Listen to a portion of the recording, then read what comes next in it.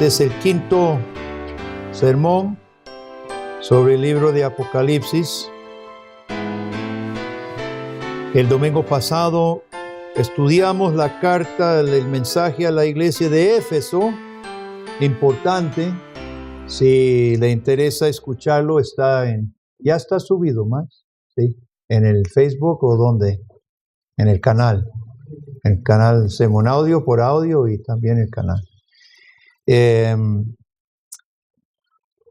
Para la grabación, esta es la iglesia Pacto de Gracia y estamos estudiando el libro de Apocalipsis. Y vamos a leer Apocalipsis 2 del 8 al 11, el mensaje a la iglesia de Esmirna.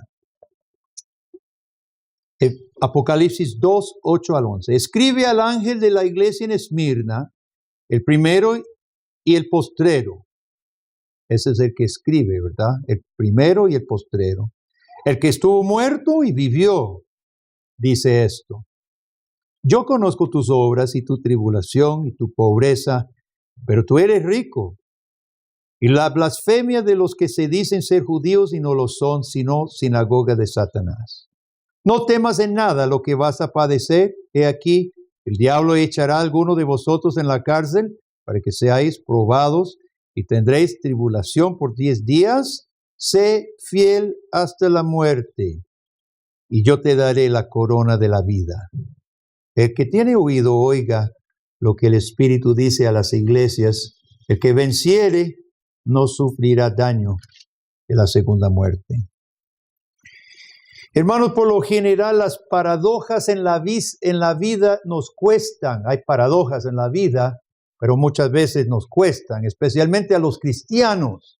Por ejemplo, la Biblia describe el matrimonio como una sola carne, dos seres unidos en un solo propósito, un solo sentir, una sola cosa. Sin embargo, Dios asigna papeles al marido como cabeza y a la esposa como ayuda idónea. Entonces, esa paradoja de ser una sola carne, sin embargo, con papeles diferentes, muchas veces nos cuesta manejar esa paradoja.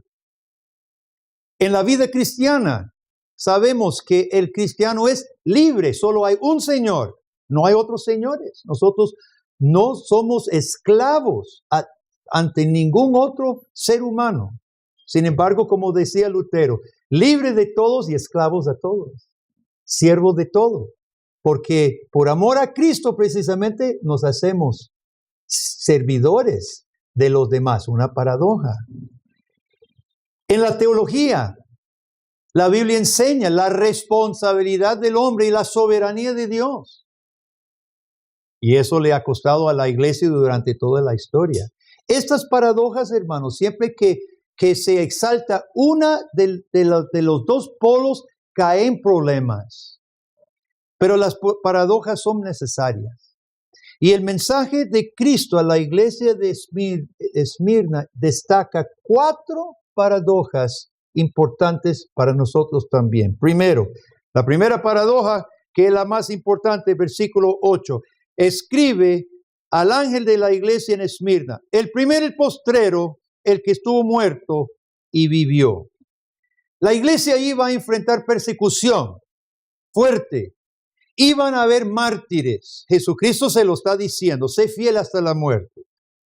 Y en eso Jesús se identifica, en ese contexto, advirtiendo a la iglesia de problemas graves que se avecinaban. Él dice, yo soy el primero y el postrero. Está hablando temporalmente, el primero y el postrero. Postrer es una categoría temporal, no en importancia. Estamos hablando temporal. Para nosotros es imposible imaginarnos el que estuvo al principio que pueda estar al final. Es que son opuestos. Si usted está al principio, no está al final. Y si usted está al final, no está al principio. Es imposible, es una paradoja. Sin embargo, Jesucristo le dice a Esmirna, yo soy el Señor del mismo tiempo. Yo soy antes y después. Y eso es importante para el que vaya a padecer, hermano, saber que está en manos del que estuvo antes y le recibe al final. También importante para los de Esmirna saber que los enemigos de Jesucristo también están en manos del que estuvo antes y es después. Estamos cercados por Jesucristo, importante para la iglesia y saber que para los enemigos también. Este primero y postrero es el que estuvo muerto, pero vivió. Otra paradoja imposible de imaginarnos si no fuera que Jesús es el Hijo de Dios, invencible por la muerte. Es más, su victoria fue ganada en debilidad. Precisamente a través de morir viene vida. A través de su debilidad viene la victoria. Primero sufrió, primero murió, luego vivió. Y era importante esto para Esmirna también, hermano, porque la victoria cristiana, tanto en aquel entonces como hoy, la victoria cristiana no viene a través de los medios normales del mundo, sino muchas veces en medio de debilidad, al igual que con nuestro Salvador. La misma forma en que Jesús venció, hermanos, es la forma que la iglesia hoy vence, no con las armas del mundo, no con armas carnales, sino en debilidad y en humildad. Entonces la pregunta para nuestra congregación es esta: ¿qué consecuencias estamos dispuestos a sufrir para honrar a Cristo? ¿Qué consecuencias? ¿Hasta dónde estamos dispuestos a ser fiel a Cristo Jesús, no importa lo que pase? Esta pregunta viene a nosotros como un pueblo, como una iglesia y también como individuos. Otra pregunta: ¿cómo trata usted de ganar? ¿Trata usted de ganar sus victorias con medios del mundo? Usted puede lograr algo mundanamente. Usted miente, roba, hace trampa, mata. Usted logra algo en esta tierra, pero no en el reino de Dios, mi hermano. Los medios que Dios y Jesucristo insta a la iglesia de Esmirna ante enemigos reales y físicos fueron del que murió y luego vivió.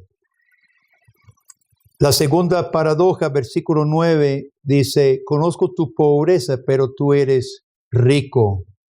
Jesús conocía las obras y la tribulación de esta iglesia. Ellos habían sido fieles a Dios, pero pagados con tribulación. Esto muchas veces lo dice el cristiano.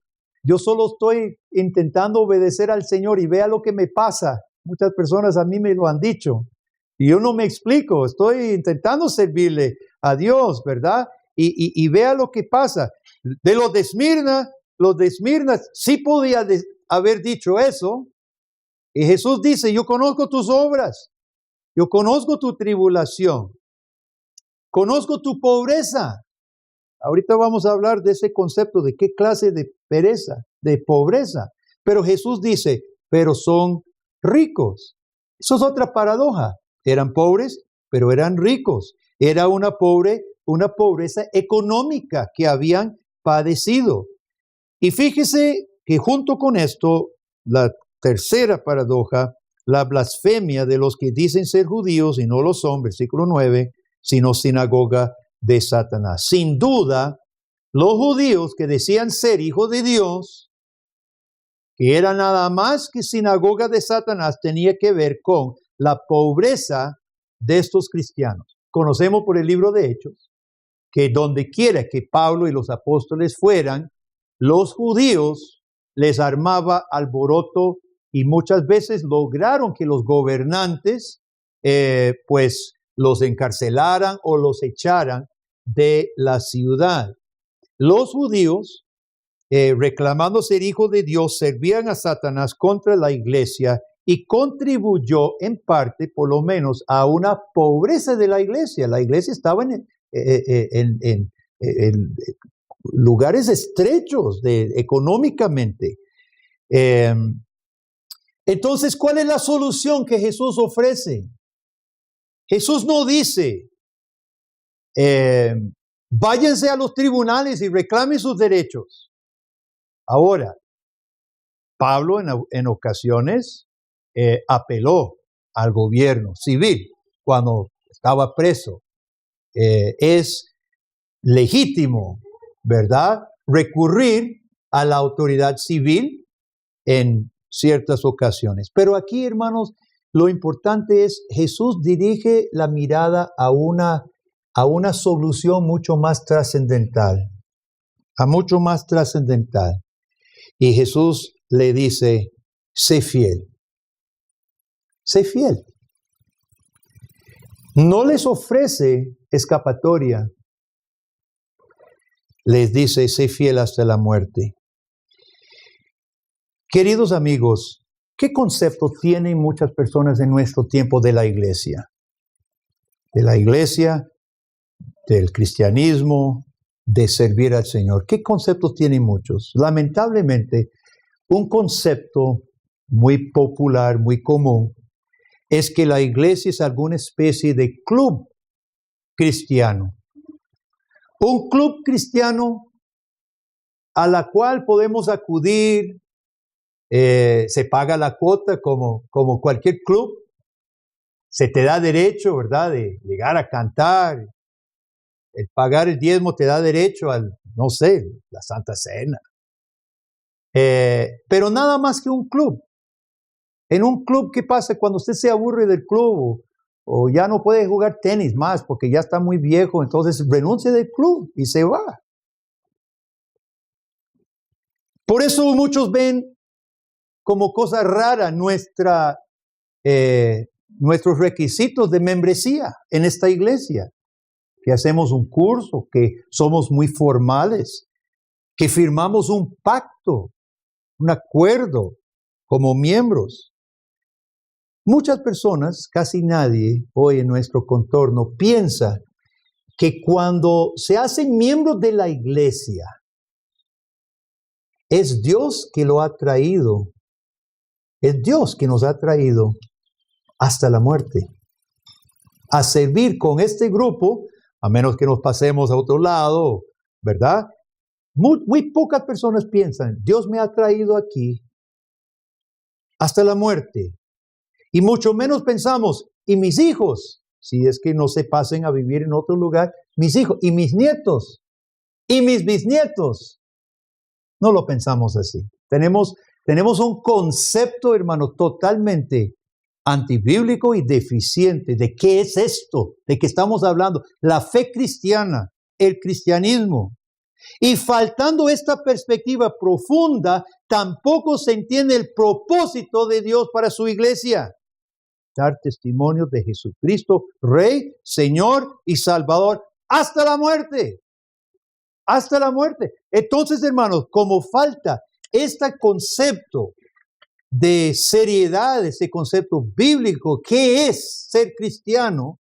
Entonces malentendemos la iglesia, malentendemos nuestro papel y tomamos las cosas a la ligera, tomamos las cosas de otra manera, como un clubcito. Esto no es un club. Esto es nada menos que el cuerpo de Jesucristo, llamado y congregado de Jesucristo, para que nosotros demos testimonio de Jesucristo, hermano, en medio de tribulación, si es necesario, hasta la muerte. Dice Jesucristo que tendrán 10 días de tribulación. Como ya mencionamos en el primer sermón sobre Apocalipsis, el libro Juan, aquí la visión, recoge cosas del Antiguo Testamento. Y en Daniel para sus amigos pide 10 días, ¿se acuerda? Con Melzar, el que era el encargado de los príncipes que tenía que presentarse ante Nabucodonosor. Daniel pidió 10 días de prueba. ¿Se acuerda qué pasó, verdad? Ellos pidieron no tener que comer el cerdo, la langosta, el camarón, el reptil, tortuga, ¿verdad? Porque esas cosas eran inmundas según la ley de Moisés. Y Daniel pidió encarecidamente, dice, hagamos una prueba, denos legumbres y verduras y ve a ver si estamos todos demacrados o si Dios nos va a vindicar. ¿Usted se acuerda de lo que pasó? Estaba mejor. Dios los vindicó. Dios los respaldó al final de los 10 días.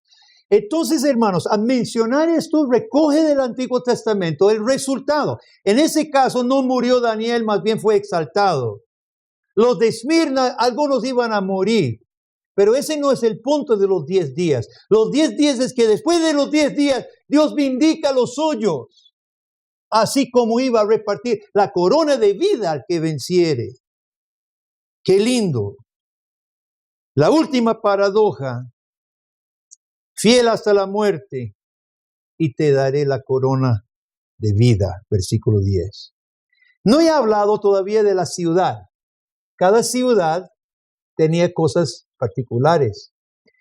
El mismo nombre, Esmirna, significa mirra. En griego, es el término para mirra. ¿Y para qué se usa mirra? ¿Para qué se utilizaba mirra? Para embalsamar a los muertos.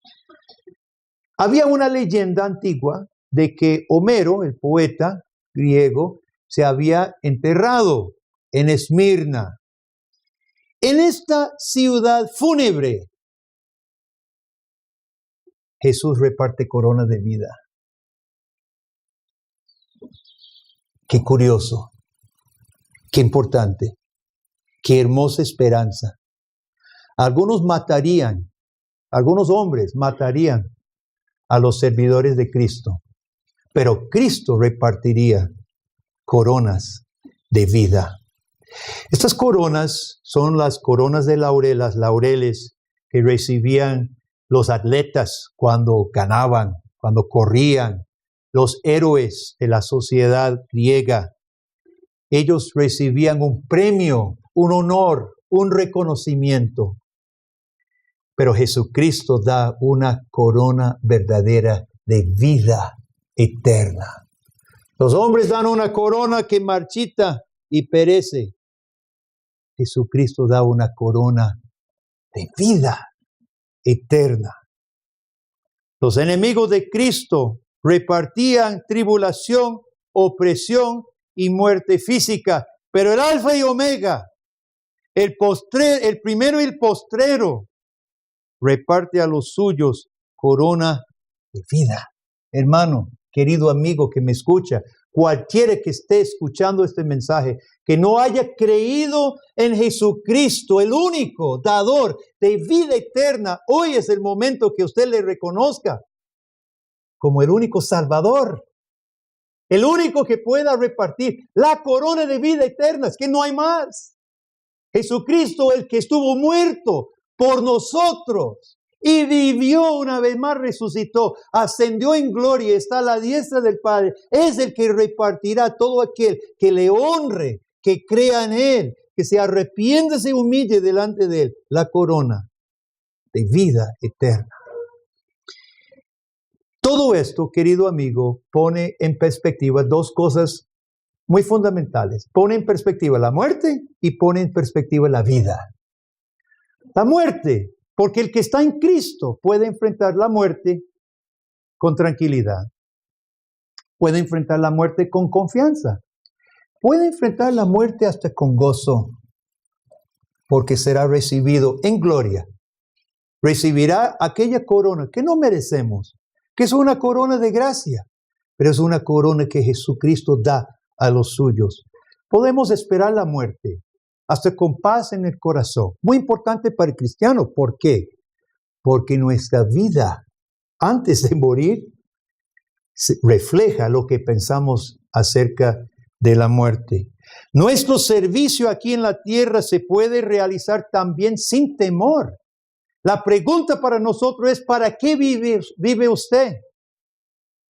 ¿Vive para riqueza terrenal? Entonces no vive para Cristo. ¿Cuál es la corona que espera? ¿Corona terrenal o corona eterna? Jesucristo mismo dijo: usted no puede servir dos señores. O amará a uno y aborrecerá al otro, o viceversa. Pregunta: ¿cuánto valor, cuánto fervor, cuánta pasión, coraje, convicción se necesita para enfrentar la muerte honrando a Jesucristo? ¿Cuánto? ¿Qué cantidad? Bastante, ¿no? bastante convicción para decir, estoy dispuesto a morir por Jesús. Nosotros no conocemos a primera mano casos de martirio. Nosotros no conocemos, realmente no sabemos de qué estamos hablando cuando hablamos de morir por Jesús. Ninguno de nosotros sabemos qué es esto. Pero tratemos de imaginar ser quemado, ser degollado, ser torturado por causa de Jesucristo. Tratemos de imaginar cuánta convicción se necesita. ¿Poca o mucha? La respuesta es obvia. Un tibio, un apático no va a dar su vida. Niños, yo le voy a contar brevemente una historia hermosa, triste y verdadera. Se trata de Hugh Latimer. Recuerde ese nombre porque lo va a ver en el cielo. Y cuando se te presenta, no se haga el tonto, diga, Don Hugh, mi pastor me contó de usted. Hugh Latimer nació en 1485, fue más o menos contemporáneo de Martín Lutero. De niño era bastante precoz y lo metieron en escuelas y luego en Cambridge. Sacó su grado en teología, llegó a ser doctor en teología.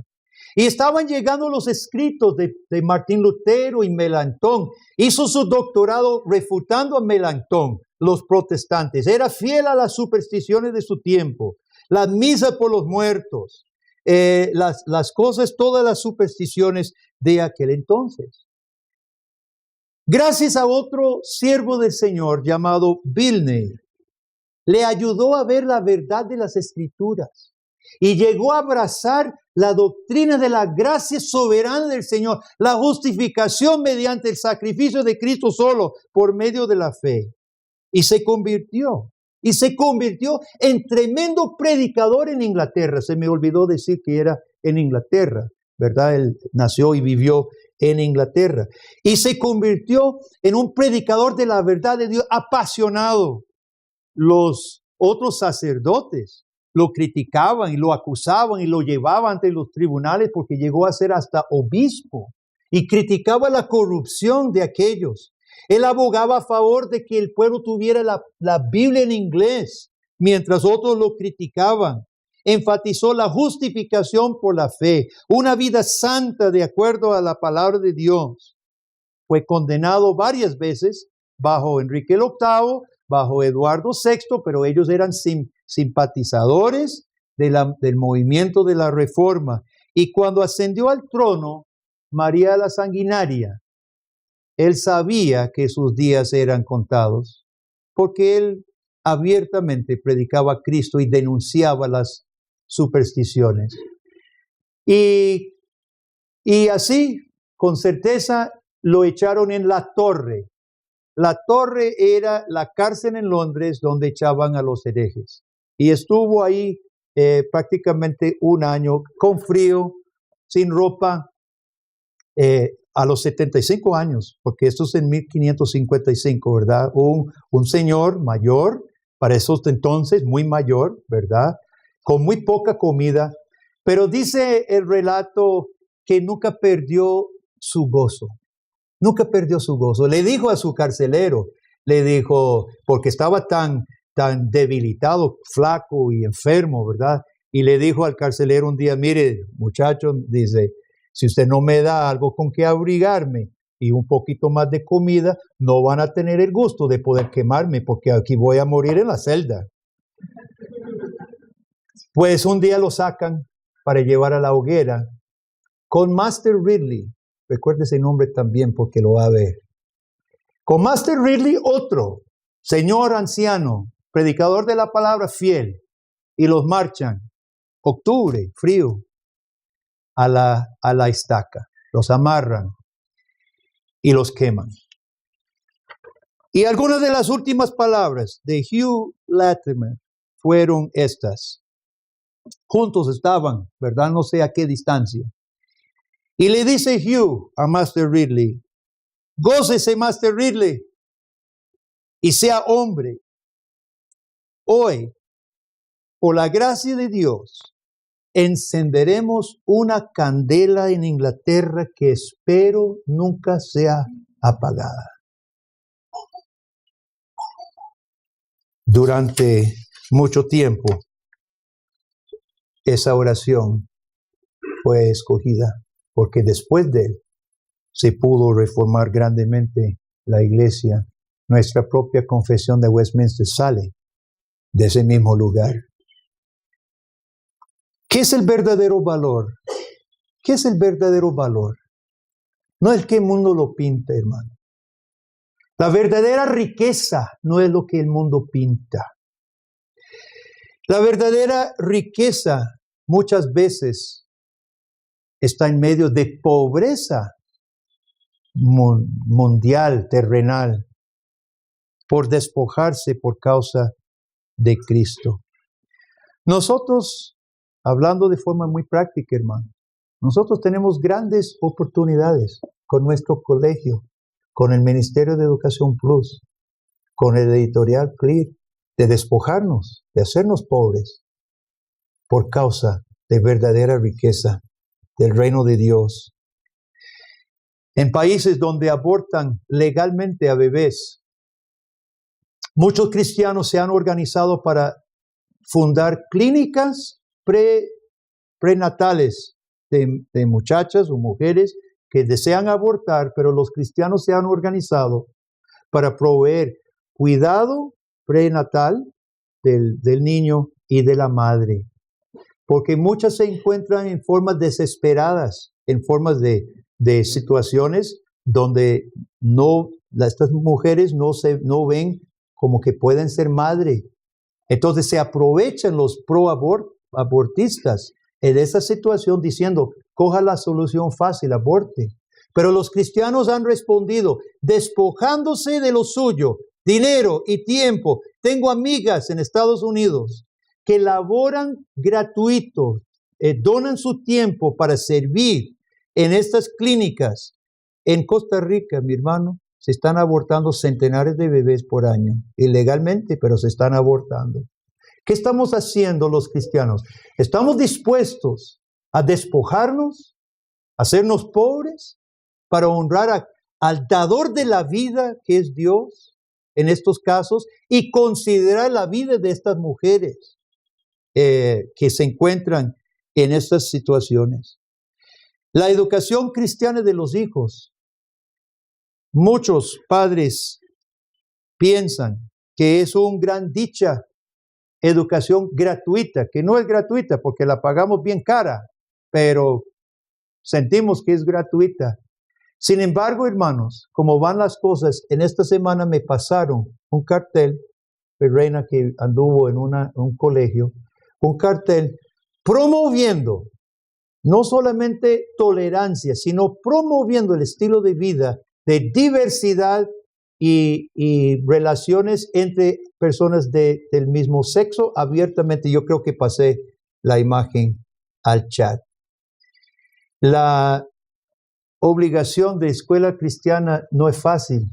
Mis padres nunca se quejaron de enviarme al colegio cristiano, pero yo sé, ahora que soy más viejo, que en el momento el niño no se da cuenta, pero viendo atrás, sé que que sacrificaron muchas cosas, ¿verdad? Muchas cosas por pagar la mensualidad para que sus hijos tuviéramos ese privilegio tan importante.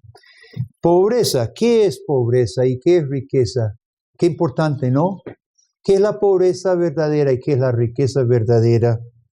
Si realmente estamos dispuestos a morir por nuestro Salvador, con certeza nuestra vida sería una vida apasionada, una vida de convicción y una vida de trabajo. Un cristiano tibio no va a pagar el sacrificio supremo de morir con Cristo. Y es por eso que Jesús mismo le dijo a la iglesia de Laodicea, como son tibios, los vomito de mi boca, porque no son cristianos. Cristiano tibio, ni muere ni vive para el Señor Jesucristo. Hoy Jesucristo hace un llamado a su iglesia, también a la iglesia Pacto de Gracia, un llamado corto, un llamado sencillo, pero un llamado de suma importancia. Sé fiel hasta la muerte. Fiel en la vida, sirviendo, trabajando, y fiel hasta el momento de nuestra muerte. Querido amigo, pruebe su corazón. Pruebe su corazón. Pruebe su vida. Es mi deseo que podamos responder todos con un resonante amén ante el llamado de Jesús. Porque al que afirme a Cristo como su Señor y Salvador, le espera corona de vida eterna. Amén. Amén. Oremos. Padre, gracias te damos por esta palabra tan importante de la iglesia de Esmirna. Probablemente, oh Dios, tu iglesia en Costa Rica enfrentará dificultades y prueba de nuestra fe. Oramos, Señor. Yo oro que aún esta congregación pueda mantenerse en pie, fiel, hasta la muerte si es necesario. Danos esa convicción, por favor, Señor. Que la verdadera riqueza podría representar pobreza según el mundo, para tener riqueza conforme a tu reino y esperar con mucha esperanza, expectativa, la corona de vida eterna. Gracias, Señor Jesús, por tus promesas. Amén y amén.